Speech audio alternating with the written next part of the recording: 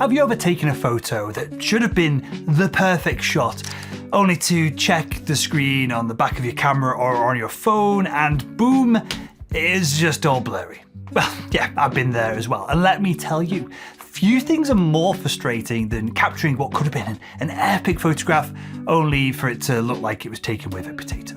Now, as an amateur photographer, I struggled with blurry photos for so long that I decided I had to get to the bottom of it. I wanted to understand why my photos were blurry, but the image in my head as I looked at exactly the same scene was always as sharp as a tack. So I created a foolproof system to ensure that all of my photographs are always razor sharp. And if you want sharp photos, the first thing to understand is, well, that your eyes work differently to your camera. Now, the difference behind your photos being blurry, even though everything looks sharp to your eye when looking at exactly the same scene, is, well, your brain. Even though your eyes, similar to your camera, take in light to create an image, your eyes have a big old fat hump of neurons behind them, your brain, and that helps them with, essentially, post-processing. And your brain can do this in a way that no camera system can match. Now, your sight is the interpretation of visible light being reflected from the scene that you're looking at. So to see something, light must hit the scene and then be reflected back towards your eyeballs. And let's not overcomplicate this. Light are made of photons. Photons are tiny, massless particles that carry a very tiny electromagnetic charge. And when these photons bounce from the sun off your scene and they enter the retina in your eyeball, they deposit a tiny bit of energy that causes a charge that can be measured. Your brain takes all of these tiny changes in charge and then creates an image in your brain of the scene that you're looking at from all of this wonderful data. Now, humans need a huge amount or intensity of photons hitting our retinas to be able to form an image in our brains. A single photon going from the sun, hitting a landscape scene and bouncing up into your eyeball wouldn't tell our brains really anything. But a large enough intensity of photons over a snapshot, averaged over a period of time, is enough data for our brains to create an image. So our brains take this data, they average it over a snapshot, a period of time, and then does lots of processing to make the image appear sharp by filling any gaps in the image by the averaged amount of data that it's received. So our brains aren't actually documenting reality like a camera documents it in a snapshot in a split second. It's taking in lots of data over time, filling in the gaps, and then presenting the reality that it thinks that we need to see to survive. And our brains are incredible. It has additional layers of processing on top of all of this. We have a process called saccadic suppression, where our eyes can dart about looking at a scene and then the image in our brain stays focused and sharp. Whereas if you tried to do this with a camera, you'd have a big blurry mess where the camera is being focused all over the place. Additionally, our visual system has a process called the vestibulo-ocular reflex, or the VOR, that prevents blurriness when our head's moving around. The VOR is a reflex that stabilizes your eyes when you move your head around. You can try it right now. If you move your head around like this whilst you focus on this video, everything probably remains sharp and in focus. The VOR works by sensing the rotation of your head and then generating eye movements in the opposite direction to counteract that motion. Essentially, it is in-body stabilization for your eyeballs. Now, I share all of that to say that the image in our brains is more of an illusion than reality, because so much processing has been done to it via our brains.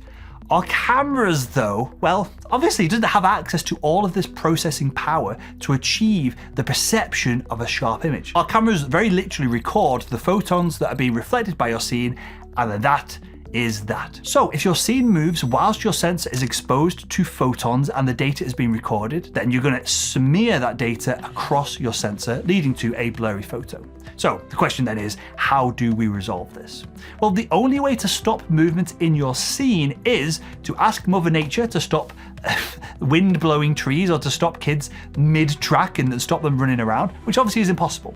So the only way to practically do this is by using a faster shutter speed. So for example, for people standing still, a shutter speed of 1/250th of a second is usually enough to freeze the action. If you're capturing kids, sports, wildlife, or anything moving quickly, you're going to want at least 1/500th of a second. And for extreme action like birds in flight, racing cars, or an extreme sports athlete like a snowboarder, a you need to push it to 1/1000th of a second, or probably even faster.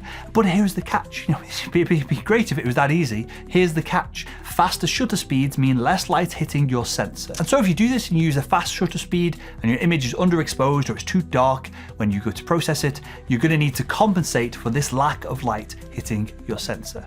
Remember, when the shutter is open, we're recording all of the photons of light that are entering the lens and hitting the sensor.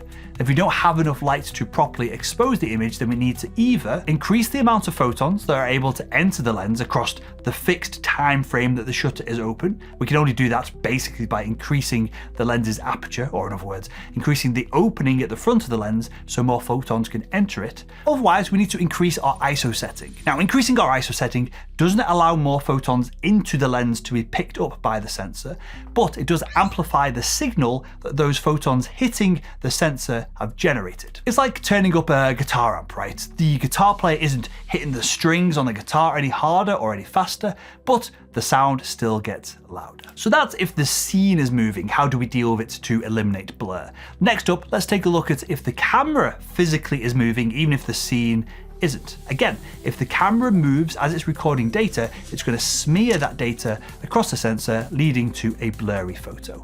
Now, obviously, especially for landscape photography, which is what I'm into, tripods are the obvious solution. But let's be real, most of us aren't going to carry a tripod everywhere we go. Luckily, there are a few ways to stabilize your shots without using a tripod every single time. First off, you can use your body as a tripod. You want to keep your elbows tucked in against your chest, you want to press the camera firmly against your face, and maybe even what snipers do, right? Or people, marksmen, when they're doing kind of long range shooting, you're going to breathe out slowly as you press the shutter. Additionally, if you're shooting with a long lens, hold underneath the lens as well as the camera body. This is a small tweak, but it can make a big difference to the stability of essentially the camera sensor when we're taking our shot. And if you're shooting at slow shutter speeds, like 30 of a second or slower, find something solid to brace against. You can lean on a wall, a lamppost, even resting the camera on a railing. Do anything to avoid those tiny little camera shakes that happen when most people take a picture, they've got their arms flared out and they hold it just floating in front of their face. And one more thing here, you'd be absolutely shocked at the tiny movements that happen when you just press the shutter button. Even if your camera is sat on top of a sturdy tripod, you can still have a slight bit of camera wobble when you press on the shutter. So either, this is what I tend to do, use a 2-second delay. So when you press the button, you can set this up in your camera. When you press your shutter button, it waits 2 seconds before you take a shot to allow those micro movements to settle, or use a remote shutter release to mitigate this issue. And additionally, something that I don't think I've ever heard anyone on YouTube mention, but I've had great success with, is when I'm trying to get sharp photos and I know that there is either movement in the scene or movement in my hands, as perhaps I'm not using a tripod, I'm stood on top of a mountain and there's masses of winds knocking me about, I take multiple shots in quick succession. I bracket multiple shots rapidly, and I find that even if my hands are shaking slightly or the environment is moving, if I take 4 or 5 shots, at least one of them is, at the minimum, going to be sharper than the rest of the photos. If I'd have just took that one photo, who knows if that would have been the sharp one out of the batch. Now, movement is the main reason for blurred images, but even if you can eliminate every single micron of movement from your scene and your camera, there are still a few ways we could still end up with a blurry image. All right, so you tried to freeze movement with a fast shutter speed. You're perhaps using a tripod, you've got incredibly sturdy hands, and you've got a still subject, but your photo is still blurry. What a nightmare, right? Well, we're probably dealing here then with a focus problem. And here's the thing, autofocus is not as smart as what you probably think it is. Your camera's basically guessing where you want it to focus, and sometimes it just guesses wrong. And undoubtedly you've experienced this, especially if you're doing photography on your phone. If you've ever taken a picture of a friend or a loved one or just of a subject, only to realize that later on the background is tack sharp, but the person's face or the subject is a bit of a soft mess, well, that's the autofocus choosing the wrong subject to focus on. And the easiest fix here, especially for landscape photography, is to control your focus. Probably switch to a single point autofocus so that you choose what the camera locks in on rather than letting your camera decide and essentially guess what is the subject within the photo. And let's say you've tried everything, fast shutter speed, steady hands, proper focus, but your images still aren't sharp. Well, there's a chance that your lens might be front focusing or back focusing. This means that what your camera's autofocus system tells the lens to focus on and what it's actually focusing on are slightly out of sync. Instead of locking onto your subject, the focus point might be slightly ahead of your subject or behind your subject. And if this is the case, no matter what you do, your photos are always going to look a tiny bit soft. Now, luckily for us, most DSLRs and mirrorless cameras allow autofocus micro adjustments to fix this issue manually. If you want to test this for one of your lenses, set up a ruler at a 45-degree angle to your camera, which obviously should be on a tripod here, and then select the widest aperture of your lens to make any focus issues easier to spot due to the narrow, shallow depth of field. Focus on a specific line on the ruler, take a shot, and then check the image. If the in-focus point falls in front or behind your target, then your autofocus likely needs an adjustment. So let me just reiterate that, right? You're taking a picture at a specific point on the ruler, so that's where you're focused within the camera, and then if your end image, the image of the JPEG that comes from your camera, if it's actually focused ahead or behind, you know that your camera is not focusing perfectly.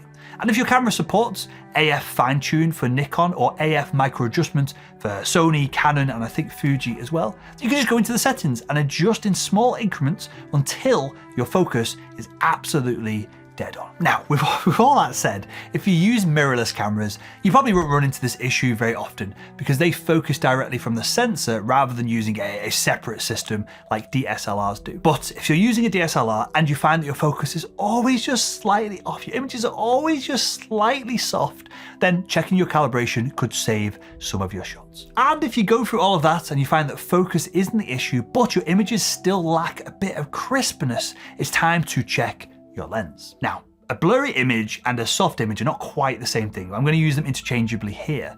But if you find that blur on images is not caused by movement or focus errors, sometimes it's just down to how your lens is set up. And here's the deal, right? Every lens has a sweet spot, an aperture where it's at its sharpest. Wide open, like a f1.8, and fully stopped down, like a f22, can both introduce softness into your images for kind of different reasons. And if you want the highest levels of sharpness in your photos, which you probably shouldn't worry all that much about. Amateurs want super sharp photos, whereas professionals or people who are very good at high-level photographers anyway, they would much rather take a slightly softer photo of something incredible than a sharp photo of something boring. So sharpness is probably not as important as what you feel it is in creating great images, but undoubtedly, you're watching this video, you're on YouTube, most photographers, amateur photographers especially, want the sharpest images possible. So if you want the most sharpness in your images, stopping down slightly between f4 and f8 on most lenses is how you're going to achieve it. Additionally, and I've been caught out on this previously as well, if you're shooting, let's say, a portrait at f1.8, 1.4, or maybe you're very lucky and you've got an f1 or 1.2 lens, and you're gunning for those dreamy, blurry, creamy backgrounds, then you might be inadvertently making your depth of field so thin that you can only get part of your subject in focus. You might end up with one eye sharp and the other blurry, or the eye sharp and the nose is out of focus. It all looks a little bit weird. So if you're at f1.8 and your subject isn't sharp, then maybe try bumping your aperture to 2.8 or f4, and you're still going to get that nice background blur that everyone's after, right?